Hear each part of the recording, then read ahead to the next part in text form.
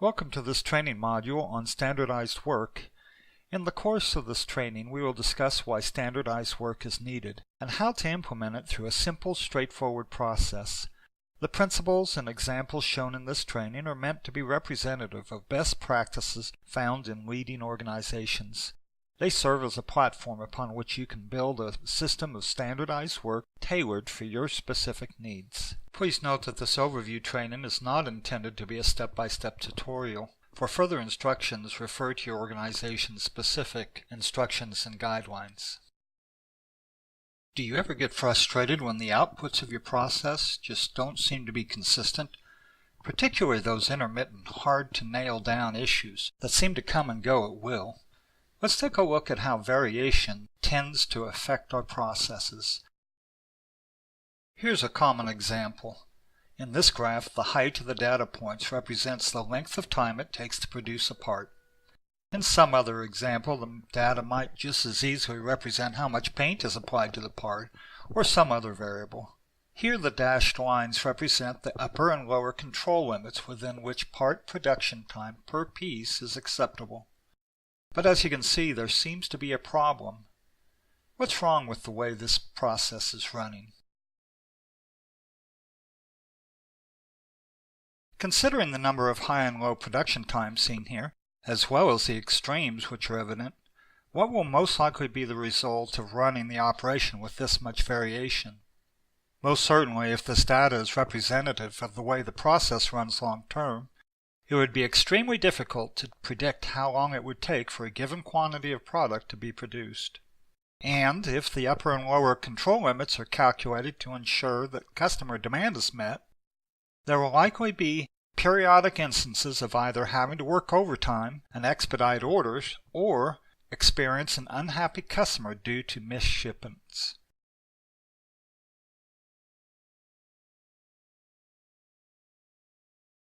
Let's say that we worked on the process and was able to get the variation in part production time down so that it was within the control limits, but just barely.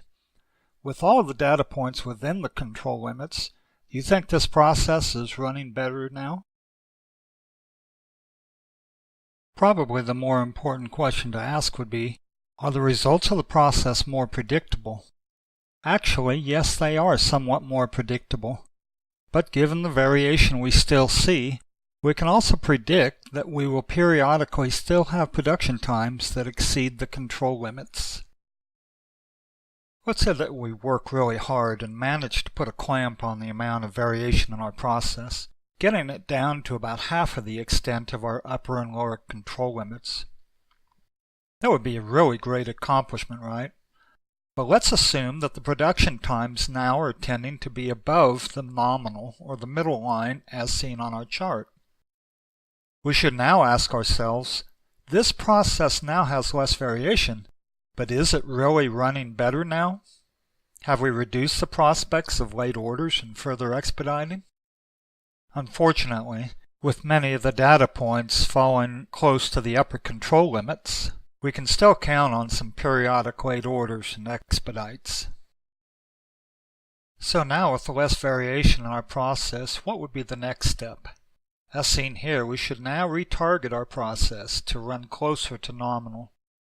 That means that with the normal variation that is seen in all processes, the production times will fall well within our upper and lower control limits. Now we must ask ourselves just exactly how do we improve our processes to increase predictability? Obviously, we need to reduce variation and retarget the output of the process around nominal. But how exactly is that accomplished? First, we have seen a sequential methodology of progressing from unpredictable and mistargeted outcomes towards more stable, predictable, and centered results. So we see the path we need to follow, but what causes the variation in the first place, and how can we get rid of it? In other words, how do we follow that path that we've seen? Let's first address what causes variation. At the risk of sounding too simple, I suggest that variation is caused by things not happening the same way each time. But again, you might ask, why are they not happening the same way each time? This is exactly where many continuous improvement efforts tend to get derailed. Huge amounts of time are spent hunting down and trying to address the myriad reasons for variation in the process. Pretty soon the effort becomes overwhelming. I propose that we take a simpler and more direct approach by asking the question, how do we get things to happen the same way every time? This is the more direct approach.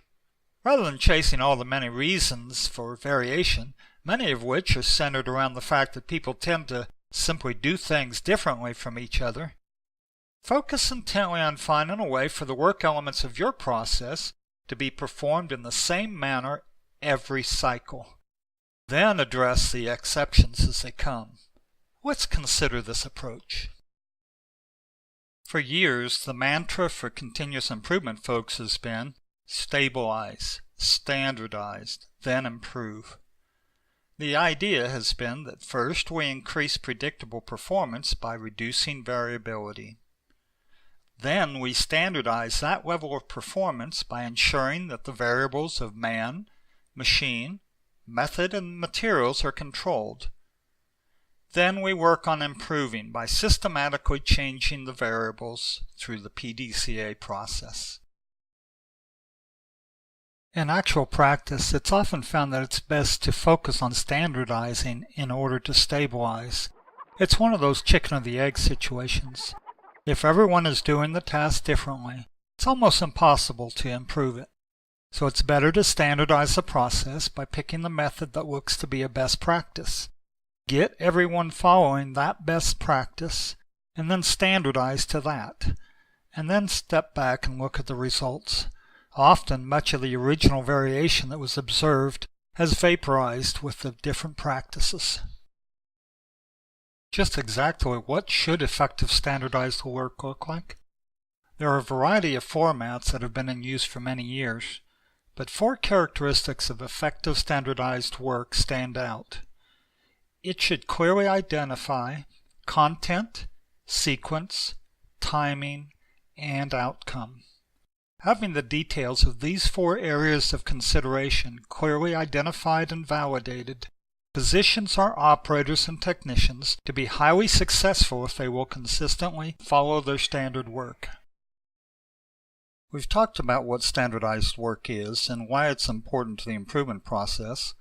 Let's discuss a sequence of steps by which you can create standardized work in any process. There are 8 fundamental phases to consider. Addressing them sequentially will provide the best outcome. First, you should get the facts. Before you even start, you should gather as much information about your process as you possibly can. Many of the key pieces of information that will be necessary are listed on the right.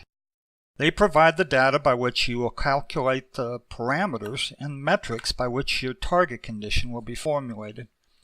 Make sure that you have all this information and are sure of their accuracy before you start. The second phase will be to formulate your target condition. Your target condition is simply a description of what the operating parameters and characteristics of your process will be at a given point in the future after your improvements are in place and are stable. As shown on the right, the place to start would be to calculate takt time.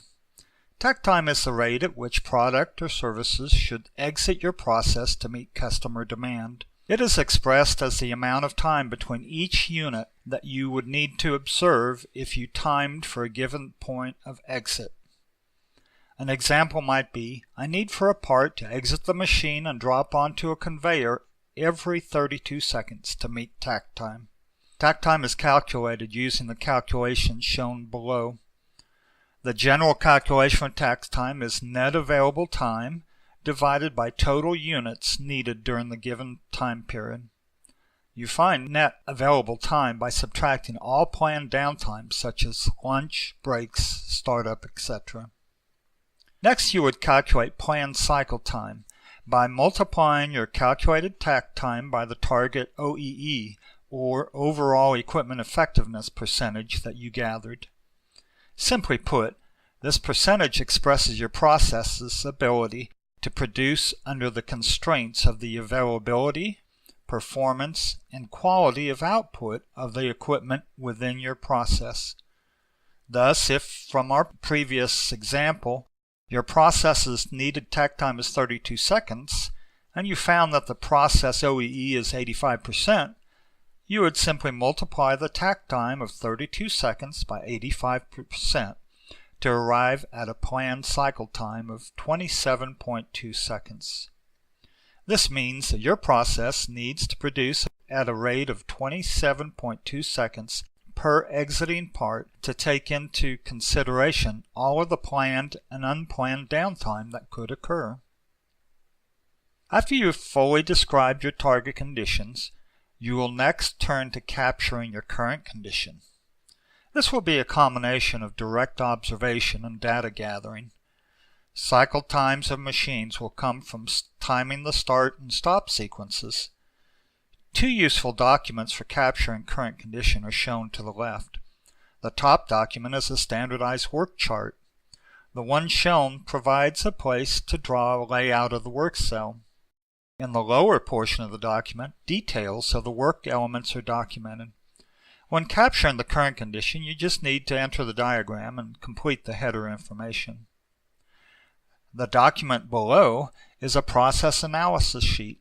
You would use it to document and analyze the work element information that you observe. You would list the elements in sequence and time enough cycles to get representative times for each element. Those work elements, their sequence, and times will serve as the foundation for your analysis in the next phase. At this point, you would document the movement of the operator at the standard work chart, keying each point of movement to the chart on the process analysis sheet. Next comes the analysis phase. Here you would use the data on the process analysis sheet and designate each work element as either internal, a task that has to be done during the work cycle, external, a task that can be done outside of the work cycle, such as gathering tools or making checks, or waste, tasks or actions that can be eliminated because they do not add value to the product. During this phase, you would transfer the current work elements to the standard work combination table below. Note whether each element is manual, automatic, which is the machine cycling, or walk time. This chart also allows you to depict the work elements in a Gantt chart form to see how the various work elements interact and whether the total time meets or exceeds the planned cycle time. In the design phase, you can begin designing the standard work that you feel will give you the best shot at accomplishing your target condition. Remember that this will be a starting point. It can be improved upon later. You will fill in the balance of the information on the standard work chart to reflect your future condition standard work. Next, you would turn your attention to preparing training documentation. Effectively, implementing standardized work for your process involves more than just posting documents and hoping that the operators and technicians will follow them. A well-defined training method ensures better success. The TWI, or Training Within Industry format, has proven very effective for this effort.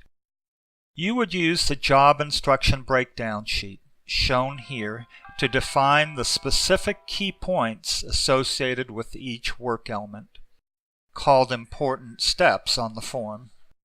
You would next identify very specific key points that you want the trainers to communicate about these important steps, as well as the reasons why those key points are important. As you can see, this document tells the operator more than just what to do. It communicates why each work element needs to be performed correctly. This is an important feature of the TWI format of teaching that sets it apart. The validate stage of creating standardized work ensures that you involve those individuals who are engaged with the process on a regular basis in making sure that it makes sense and will accomplish what you need it to do. First, combine explanatory photos or illustrations with the information you developed on the job instruction breakdown sheet To create a shop floor level work instruction document like the one shown here, you'll use the fully completed standardized work chart. Review these two documents with the operators and technicians, as well as the line leadership. Make sure that the information is correct, readable, and makes sense from both the execution and training perspectives. The time you spent here to clarify will save you time in the training phase. The training phase is where the rubber meets the road, as the saying goes.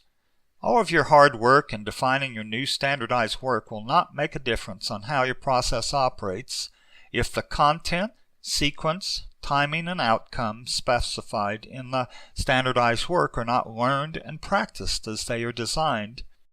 It is critical in this phase of your effort. The trainers make sure that the trainees understand, are capable of performing, and are willing to comply with the standardized work. All three of these requirements must be in place. Using the job instruction sheet and the standardized work chart, the trainer should follow the 4-step training method found on the TWI blue card seen here. The 4 steps ensure that the trainee understands the work elements, the important points, and the reasons for those important steps through repetition and by having him or her explain them back to the trainer. The effectiveness of this method has been demonstrated for many years. Auditing by observing the standard work being performed by the operators on a regular basis is important to ensure that practices don't drift away from the standard. The observation should be completed by the line leaders, and they should be specifically looking to see that the operators are adhering to the standard work in content, sequence, timing, and outcome. If re-instructions are made, follow-up observations need to take place within a few days. A second level of leadership should take the responsibility to periodically audit to make sure that all of these observations take place. As you can see, developing and implementing a comprehensive and effective standardized work system is much more than posting a few documents and charts near the work areas. Though it does take time and effort, your investment in following the process illustrated here will pay dividends as you gain tighter control of your process with an associated increase in performance.